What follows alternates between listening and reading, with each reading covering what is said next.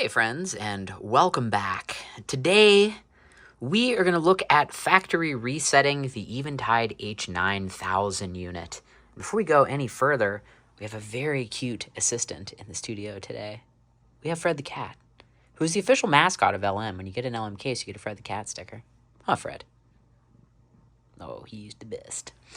So, I've had the H9000 for about a year, and it's just kind of starting to act a bit quirky. So I decided that I'm going to factory reset it and bring it back to its factory glory. I feel like the learning curve on this particular unit's a little high, and I've done some poking around in there. And for whatever reason, the fourth effects chain is not showing up for some reason. In the DSP module, it says that it is no longer available. So I figured a factory reset will probably take care of some previous sins that I did with just learning how to use this thing, and also it may get my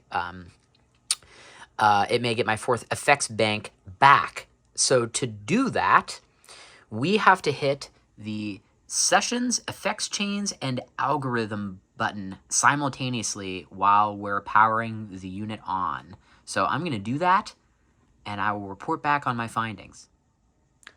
So I am just holding in the sessions, effects chains, and algorithms buttons.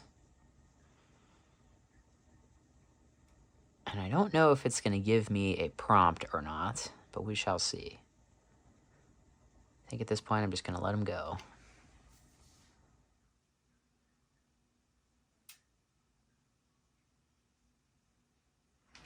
Okay, so we do get a little dialog box there that says restored to factory defaults. So if we go into the setup here, oh cool, it is now, it used to be called Billy's H9K, so this thing is back to factory. Okay, so that's how you factory reset the H9000. Check out the follow-up video for this, and I'll show you how to set it up with a Mac.